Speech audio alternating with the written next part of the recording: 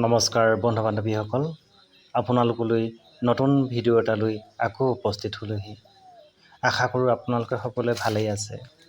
এতিয়া গৰমৰ দিনত গছত বিভিন্ন ধৰণৰ ফল মূল লাগে আৰু এইবোৰ দুমাহ এমাহতেই শেষ হৈ যায়। সেয়েহে মই ভাবিলোঁ আজি কঁঠালৰ আচাৰ বনাওঁ, তেতিয়া গোটেই বছৰটোলৈকে খাবলৈ হ'ব আৰু সংৰক্ষণ কৰি থ'ব পৰা হ'ব। আপোনালোকে কঁঠালৰ আচাৰ থ'লেনে? মই কিন্তু আজি থ'বলৈ লৈছোঁ। এয়া এটা কঁঠাল পাৰি লৈছোঁ, লগত এটা কলি সৰি আহিলে। কলিটো ভাজি বনাই খাম আৰু কঁঠাল ডাঙৰটো আচাৰ থ'ম। আচাৰ থ'বৰ কাৰণে সৰু কঁঠাল ইমান ভাল নহয়, সেইকাৰণে অলপ ডাঙৰ ধৰণৰ হ'লে ভাল। যেনে ধৰক গুটিবোৰ অলপ ডাঙৰ ডাঙৰ হৈছেগৈ, কিন্তু বুঢ়া হ'ব নালাগে।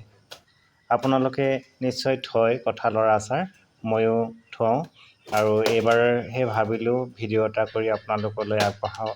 কেনেকুৱা পায় ভিডিঅ'টো শেষলৈকে চাব। চাই ভাল পালে লাইক এটা কৰিবলৈ নাপাহৰিব আৰু কমেণ্ট এটা কৰিব, তেতিয়া গম পাম আপোনালোকে মোৰ ভিডিঅ'বোৰ কেনেকুৱা পায়। আৰু আপোনালোকৰ মতামত জানিব পাৰিলে ময়ো উৎসাহিত হওঁ, সেয়েহে কমেণ্ট এটা কৰিবলৈ নাপাহৰিব। আহক তেনেহ'লে ভিডিঅ'টো আগলৈ আগবাঢ়ি যাওঁ। এয়া মই কঁঠালবোৰ এনেকৈ কাটি লৈছোঁ। আগতে প্ৰথমতে এনেধৰণে কাটি লওঁ, কাটাৰ পিছত মই এইখিনি বইল কৰিম। বইল কৰিবলৈ হ'লে আপোনালোকে ফুল বইল কৰিব নালাগিব, মানে 50% বা 40%হে বইল কৰিব লাগে। সম্পূৰ্ণ বইল হ'লে আচাৰটো বেয়া হৈ যাব। বেয়া হোৱাৰ কাৰণটো হৈছে ইয়াত সম্পূৰ্ণ সিজি গ'লে আপোনাৰ কঁঠালত পানী থাকি যাব। সেয়েহে কঁঠালটো হাফ বইল কৰিলে ভাল। মই জুই একুৰা জ্বলাই তাতে চৰু এখনত, কেৰাহী এখনত মই কঁঠালখিনি বহাই দিছোঁ খৰি জুইতে।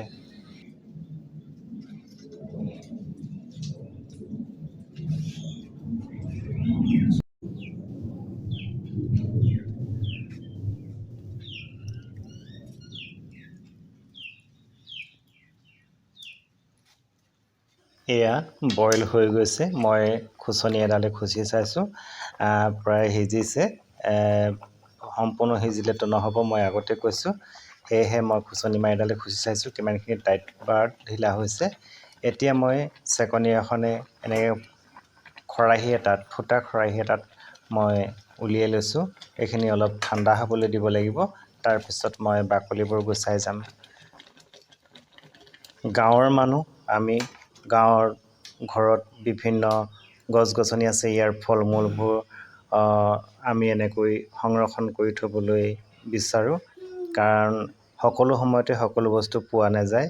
যিবোৰ বজাৰত পোৱা যায় সেইবোৰ চালানি হয়, আৰু সেয়েহে চালানি বস্তু খোৱাতকৈ ঘৰৰ বস্তুৱে যদি সংৰক্ষণ কৰি থোৱা হয় বা আচাৰ থোৱা হয়, আচাৰ বজাৰতো পোৱা যায়, কিন্তু বজাৰত থোৱা আৰু ঘৰত থোৱা বহুত পাৰ্থক্য আছে। ঘৰত থ'লে ভাল, নিজে থোৱা, আৰু ইয়াত মানে আপোনাৰ নিজৰ পচন্দ মতে মা মছলা দিব পাৰিব, জলকীয়া দিব পাৰিব। মই অৱশ্যে জলকীয়া নিদিওঁ, মোৰ জলকীয়া খোৱা মানা আছে, ডক্টৰে মানা কৰিছে। সেইকাৰণে মই জলকীয়া নাখাওঁ আৰু আচাৰটো খুব কম পৰিমাণেহে দিওঁ, যিটো মই খাব পৰা পৰিমাণৰহে দিওঁ। এয়া মই বাকলিবোৰ এৰাই পিনি কঁঠালবোৰ সৰু সৰুকৈ কাটি লৈছোঁ। কঁঠাল যিমান পাৰে সৰুকৈ কাটিব লাগে, নহ'লে শুকাবলৈ অলপমান টাইম লাগিব। এইখিনি মই কাটাৰ পিছত নিমখ হালধি সানি ৰ'দত দিম। ৰ'দত দিয়াৰ পিছত মই এইবোৰ বইল আকৌ মানে ভাজিম, সেইটো দেখাম বাৰু আপোনালোকক। ৰ'দত দিওঁতে আপোনাৰ মানে এদিনত হয়তো নুশুকাবও পাৰে। যদি ভাল ৰ'দ, চোকা ৰ'দ হয় তেনেহ'লে একেটা ৰ'দতে শুকাব, আৰু যদি বেছি চোকা ৰ'দ হয় এবেলাতো শুকাই যাব পাৰে। সৰু সৰুকৈ কাটা হয়তো, সেইকাৰণে মানে চোকা ৰ'দ হ'লে এবেলাতো শুকাই যাব। মই চাওঁ আজি এতিয়া 12টা বাজিছেগৈ, আৰু মই আজি ৰ'দটো খুব চোকা হৈছে, সেইকাৰণে খৰখেদাকৈ কামখিনি কৰিছোঁ, যাতে এই ৰ'দটোতে মই কঁঠালখিনি শুকুৱাই ল'ব পাৰোঁ। তেতিয়া আৰু গধূলিলৈ মই আচাৰখিনি তৈয়াৰ কৰিব পাৰিম। এয়া মই নিমখ দি লৈছোঁ। আচাৰত সদায় নিমখ দিবই লাগে, নিমখ নিদিলেতো আচাৰ নহ'বই নহয় জানো। নিমখে আচাৰটো অলপ ভাল কৰি ৰাখে। আৰু হালধি দিলে আপুনি ৰ'দত দিয়াৰ সময়ত ইয়াত ধৰক মাখি কিবা বেলেগ বস্তু পৰিবলৈ সাহস নকৰে।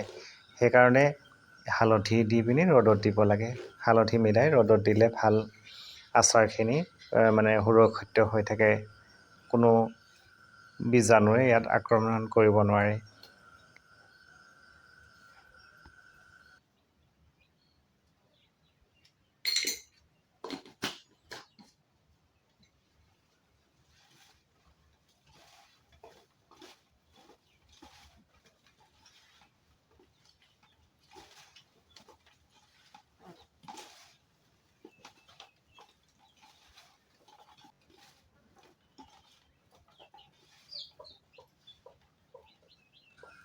কটা কঁঠালখিনিৰ লগত নিমখ হালধি মই সুন্দৰভাৱে মিলাই ল'লোঁ।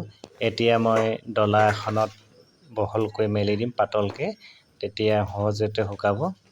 সেইকাৰণে মই ডলা এখনত মেলি হেৰি কৰিম। এখন ডলাত যদি নহয় তেতিয়া আৰু এখনত মই ব্যৱস্থা কৰিম। চাওঁ প্ৰথমতে এখন ডলাতে হৈ যাব পাৰে।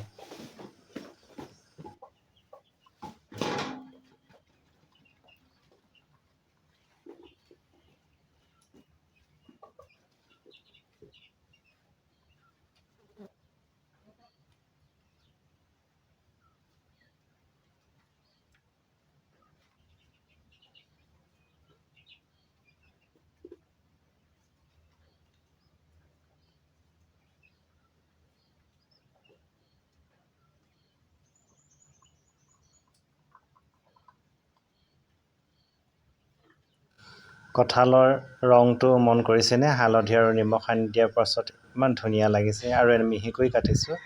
এয়া মই ৰ'দত দি দিছোঁ। ৰ'দত শুকুৱাই লওঁ, তাৰপিছত মই বাকীখিনি আপোনালোকক দেখুৱাই থাকিম।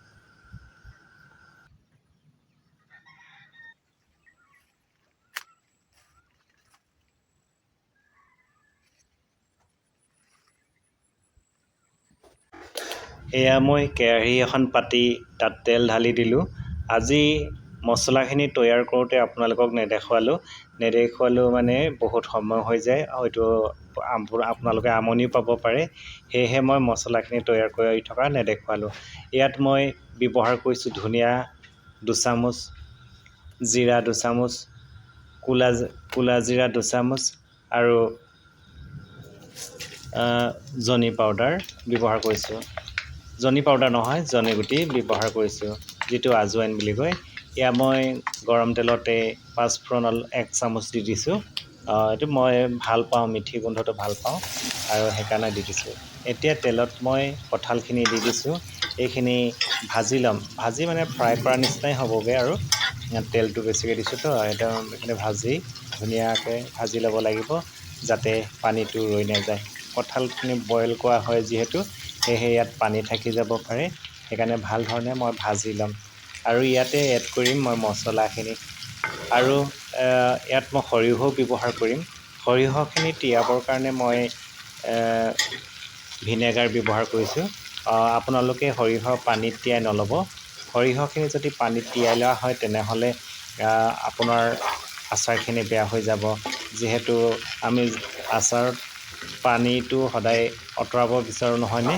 সেইকাৰণে ভিনেগাৰতেই আপোনালোকে সৰিয়হখিনি তিয়াই পিচি ল'ব। তাৰপিছত মই এই ভাজি থাকোঁতেই মছলা আৰু সৰিয়হখিনি এড কৰিম।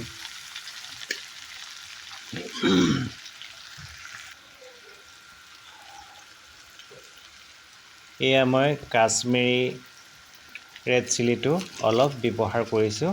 মই যিহেতু জলকীয়া নাখাওঁ, মই আপোনালোকক আগতেই কৈছোঁ, খুব কম পৰিমাণে খাওঁ। ৰেড চিলিটো অৱশ্যে নুপুৰে দেই, জাল নাথাকে। এইটো মানে যিটো কাশ্মীৰী ৰেড চিলি, এইটোত জাল নাথাকে। মই অকল মাত্ৰ ৰঙৰ বাবেহে ব্যৱহাৰ কৰিছোঁ। আপোনালোকে যিসকলে জলকীয়া খায় বা খাবলৈ ভাল পায়, তেওঁলোকে জলকীয়া এড কৰিব পাৰে। কিন্তু এটা কথা মনত ৰাখিব, কেঁচা জলকীয়া যদি দিয়ে তেতিয়াহ'লে তেলৰ পাকতেই আপোনালোকে জলকীয়াখিনি দি দিব। আৰু কেঁচাকৈ যদি এনেকৈ দিয়ে তেতিয়া আচাৰখিনি বেয়া হোৱা চান্সটো বেছি থাকে। সেইকাৰণে জলকীয়াখিনি আপোনালোকে তেলৰ পাকতে দি ল'ব। আশা কৰোঁ আপোনালোকে কথাবোৰ বুজি পাইছে মই যি ধৰণে কৈছোঁ। আপোনালোকে নিশ্চয় বুজি পাইছে। যদি মোৰ ভিডিঅ' চাই আপোনালোকে আচাৰ থ'ব বিচাৰে তেনেহ'লে ভিডিঅ'টো মনোযোগেৰে চাব আৰু কথাখিনি মন দিব বুলি আশা ৰাখিছোঁ।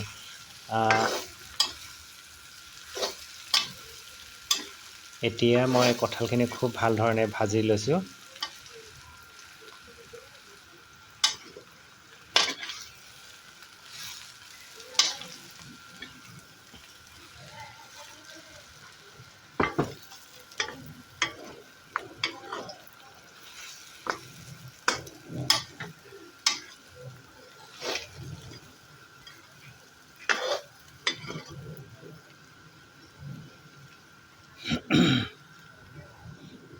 এয়া মই পিচি লোৱা মছলাখিনি ইয়াত দিছোঁ। মোৰ অলপ মছলা বেছি হৈছে, তাৰে সেইকাৰণে গোটেই সকলোবোৰ নিদিওঁ, অলপ বচাই থ'ব লাগিব। মানে বেছি মছলা হ'লে মই বৰ ভাল নাপাওঁ। আপোনালোকে আপোনালোকৰ জোখমতে মছলাটো দিব।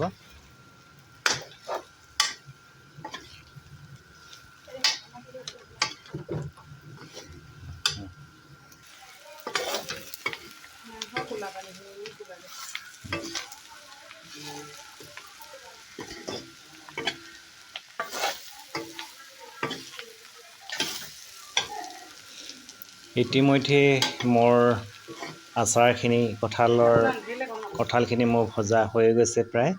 সেয়ে এতিয়া মই উলিয়াই লৈছোঁ, মানে ঠাণ্ডা হ'ব লাগিব। মই ডাঙৰ ষ্টীলৰ ট্ৰে এখনতে মই এইখিনি উলিয়াই লৈছোঁ, বাকি লৈছোঁ। তাৰপিছত মই এইখিনি মেলি ঠাণ্ডা হ'বলৈ দিম। তাৰপিছত ঠাণ্ডা হোৱাৰ পিছত মই বৈয়ামত ভৰাম। আৰু বৈয়ামত ভৰাওঁতে আপোনালোকে চাব, অলপ আঁতি আঁতি ভৰাব, মাজত যাতে ফাঁক থাকি নাযায়, সেইকাৰণে সেইটো মনোযোগ দিব। আপোনালোকক বৈয়ামত ভৰোৱালৈকে নেদেখুৱাওঁ, এইখিনিলৈকে দেখুৱালোঁ। চাওক কি ধুনীয়া হৈছে। যি কি নহওক, আপোনালোকে ভিডিঅ'টো শেষলৈকে চোৱাৰ বাবে আপোনালোকলৈ অশেষ ধন্যবাদ জনাইছোঁ। আপোনালোকৰ সুস্বাস্থ্যৰে থাকক তাকে কামনা কৰিছোঁ। ভিডিঅ'টো চাই কেনেকুৱা পালে কমেণ্ট কৰিবলৈ নাপাহৰিব। ভাল পালে লাইক এটা কৰি দিব আৰু শ্বেয়াৰ কৰি দিব বুলি আশা ৰাখি আজিলৈ আহিছোঁ তেনেহ'লে। ধন্যবাদ।